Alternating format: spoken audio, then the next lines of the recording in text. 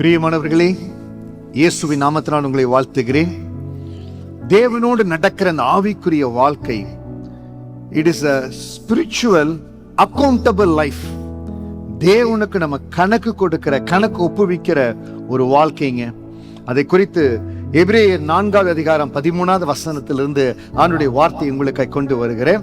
அவருடைய பார்வைக்கு மறைவான சிருஷ்டி ஒன்றுமில்லை, சகலமும் அவருடைய கண்களுக்கு முன்பாக நிர்வாணமாய் வெளியரங்கமாய் இருக்கிறது.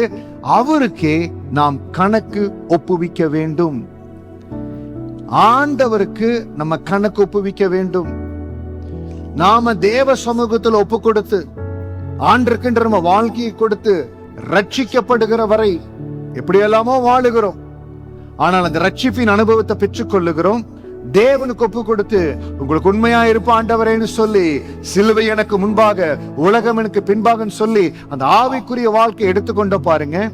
அந்த பிரயாணத்துல, அந்த ஜேர்னில நம்ம கடந்து போகிற பொழுது எல்லா நேரத்திலும் நம்ம மனதில் வைத்துக் கொள்ள வேண்டியது, ஆண்டவர் என்னை பார்த்து கொண்டு இருக்கிறார்.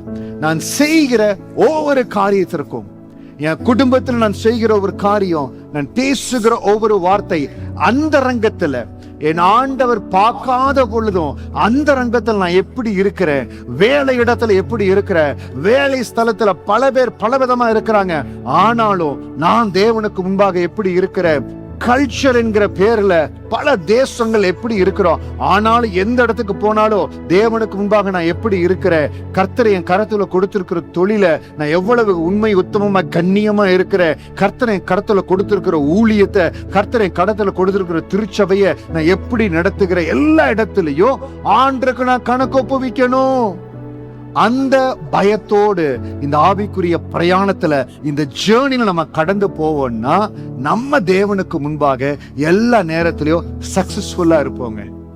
ஆனா சில வேளைகள்ல நம்மளுக்கு டெஸ்ட் வரும். நான் இந்த முடிவை எடுத்தால், இந்த காரியத்தில் நான் கடந்து போனா இந்த மனிதர்களை சாட்டிஸ்ஃபை பண்ண முடியும். சில வேளையில லீடர்ஷிப்பை சாட்டிஸ்ஃபை பண்ண முடியும். வேலை இடத்துல பாருங்க, சில லீடர்ஷிப்பை சாட்டிஸ்ஃபை பண்ணணும், இந்த காரியத்தை செய்யணும்னு சொல்றோம்.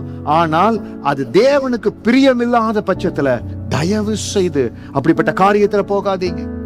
வேலை இடமா இருக்கட்டும், ஊழியமா இருக்கட்டும், எந்த இடமா இருந்தாலும் லீடர்ஷிப்பை நான் சாட்டிஸ்ஃபை பண்ணணும்.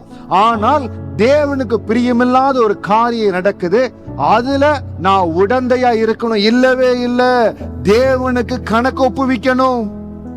எனக்கு தெரியல, லீடர்ஷிப் சொல்றாங்க, நான் செய்யற இல்ல, நம்ம தனித்தனியா கணக்கு ஒப்புவிக்கணும். நான் தான் தேவனுக்கு கணக்கு ஒப்புவிக்கணும்.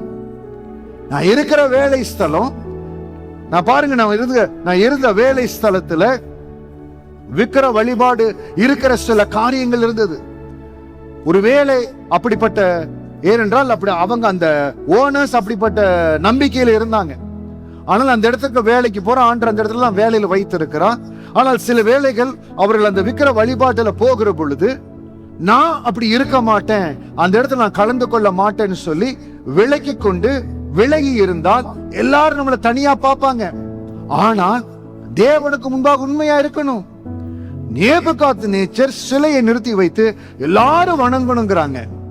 சாத்ராக், மேஷேக், ஆபேத்நேகோ அவங்க மட்டும்தான் அந்த ஆண்டுக்கு பயப்படுகிற தேவ பிள்ளைகளா இருந்தாங்களா? அந்த இடத்துல எத்தனையோ தேவ பிள்ளைகள் இருந்தாங்க. ஆனா லீடர்ஷிப்புக்கு பயந்து அந்த பொற்சிலைக்கு நேராக வணங்கினாங்க. இன்னைக்கு ஆவிக்குரிய வாழ்க்கையில இருக்கிற அநேகர் கூட அப்படித்தாங்க. சாத்ராக், மேஷாக், ஆபேத்நேகோ போல மிக மிக குறைவு, ஆயிரங்கள் மத்தியில குறைவா தான் இருக்கிறாங்க.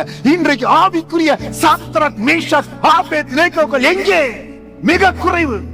பொற்சிலையை வணங்குகிற பொழுது அங்க அநேகர் சாத்ராக், மேஷாக், ஆபேத்நேகோ கூட வந்தவங்க லீடர்ஷிப்புக்கு பயந்து வணங்கினாங்க. அவர்கள் எல்லாம் தேவனுக்கு கணக்கு ஒப்புவிக்கணும். ஆனால் என்ன செய்தாலும் கர்த்தருக்கு முன்பாக நிற்கிற நான் பொற்சிலையை வணங்க மாட்டேன், வாழ்ந்தாலும் மட்டிந்தாலும் தேவனுக்கு இருப்பேன்னு அவர்கள் ஆவிக்கு அது அக்கினிக்குள்ளாய் கடந்து போனாங்க.